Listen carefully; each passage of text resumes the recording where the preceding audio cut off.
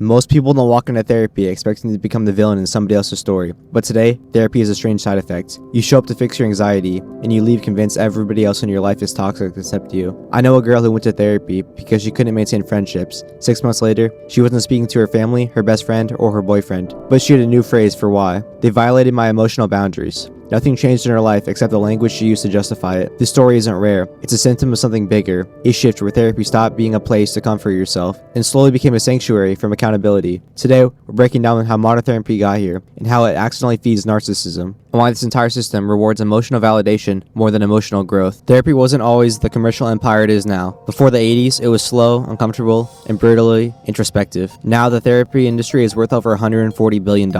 That's more than the global sneaker industry. When an industry grows this massive, something else grows with it: incentives. Therapists today are under pressure to retain clients, not transform them. You fix something too quickly and you've lost a customer. You challenge someone too harshly and you've lost a Yelp review. So the safest bet becomes validate, affirm, and repeat. And that's a perfect ecosystem for narcissism to grow. The job subtly shifts from help this person confront their patterns to make them feel emotionally safe regardless of the truth. Clients become loyal. Therapists stay booked. Nobody evolves. The second ingredient in this narcissism stew is language, because somewhere along the way, a whole dictionary escaped the therapist office and invaded TikTok. Gaslighting, toxic, emotional labor, boundaries, narcissist, trauma response. These words used to mean something very specific. Now they get thrown around like confetti in a stadium. I once heard someone describe their mom asking them to clean their room as manipulative coercion. No, it's just chores, relax. Modern therapy speak turns every uncomfortable moment into a physiological crime. It creates a worldview where your emotions become the final judge, and everyone around you becomes a potential abuser. This how therapy accidentally reinforces narcissism. It teaches people to interpret normal conflict as a personal attack.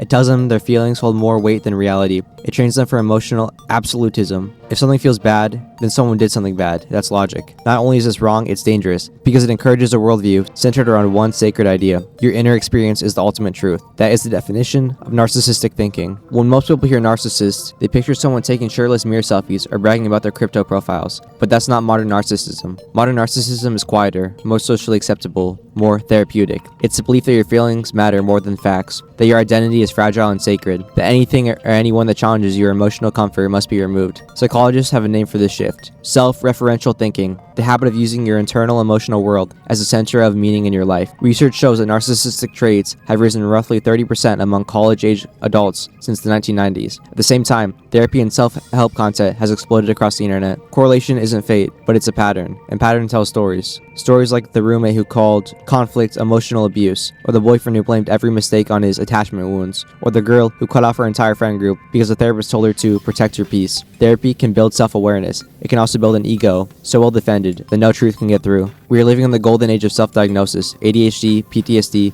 BTD, trauma bonding, narcissistic abuse. Everyone online has at least 3 now. ADHD diagnosis has jumped over 40%. Anxiety disorders doubled in young adults. And more than half of TikTok's mental health content is considered misleading. Why does this matter? Because labels are powerful. They shape identity, and identity shapes behavior. When someone thinks they have bipolar disorder, they start acting like they have bipolar disorder. When someone's convinced their ex was a narcissist, every breakup becomes a trauma cycle. When someone adopts anxious attachment, they see abandonment in every text delay. Labels go from descriptions to excuses to shields. What was once meant to guide treatment has become a personality template, and that's dangerous because it reinforces a worldview where the self becomes both problem and victim, yet never the solution. Not every therapist contributes to this culture, but enough do to shift the entire landscape. There's a specific therapist archetype exploding in popularity: the validation first, accountability never coach. The one that says things like, "You're not overreacting, your parents were toxic, protect your peace, no challenge, no friction, just emotional insulation." I know someone who went to therapy after a fight with their best friend. Nothing crazy, just miscommunication. But their therapist said their friend was crossing emotional boundaries and encouraged a clean break. 2 years of friendship dissolved because the therapist couldn't risk causing discomfort. Many therapists aren't doing this maliciously, but they're doing it instinctively because the incentives reward it. Nobody wants to hear you're contributing to the problem. People want to hear you were right and they were wrong. And for $150 an hour, you get exactly that. This is how therapy creates narcissism, by turning emotional validation into a product and selling it to people who are starving for certainty. But therapy isn't the enemy, it's a tool, and like any tool, it can be used correctly or carelessly. The best therapists don't protect your ego, they challenge it. They force you to confront your patterns, your flaws, and your responsibilities. They don't worship your emotions, they question them.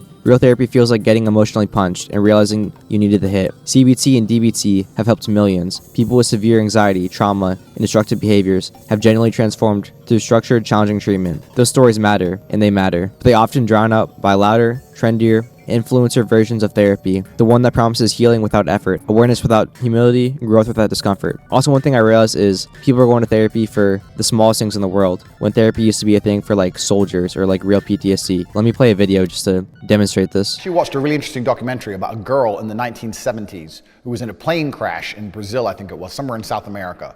And the plane crashed and everyone died except for her. She woke up, still in the seat, next to her decapitated mother and dead bodies all around her. She got up, she foraged for food, she had some cuts and bruises, one of them got an infection. For 4 days she was surviving the jungle before she was succumbing to the fever she had from the infection. She laid down ready to die and got found by some local people which nursed her back to health. She ended up going back to Germany. She was a German girl. What happened afterwards? She goes, well, I went to Germany, carried on with life. And now you're telling me that she can carry on with life and get on with things after seeing her decapitated mother, after fucking nearly dying from some jungle fever bullshit, but you need therapy because people say mean words to you on the fucking internet? You're a pussy. So how do we escape the spiral? By returning to a simple, old-school truth. Growth requires responsibility. Not everything is trauma. Not everyone is toxic. Not every uncomfortable feeling is a sign you should run. Instead of asking, how did this person hurt me? We should ask, what role did I play? What pattern am I repeating? What do I need to do differently? Healing isn't about protecting your emotional comfort. It's about strengthening your emotional capacity. That requires humility, frustration, honesty, and sometimes being told you're wrong, which is the opposite of narcissism. Modern therapy didn't become narcissistic on purpose. It happened because our culture made the self into a religion, and therapy became the priest. We started worshiping our inner world instead of working on it. We placed our feelings on a throne and treated discomfort like a sin. Therapy was supposed to make us self-aware. Instead, it made us self-absorbent. But here's the truth nobody wants to hear. Healing isn't supposed to feel like empowerment. It's supposed to feel like transformation. And transformation doesn't happen when you're the hero of the story. It happens when you're finally willing to stop looking in the mirror and start seeing yourself clearly.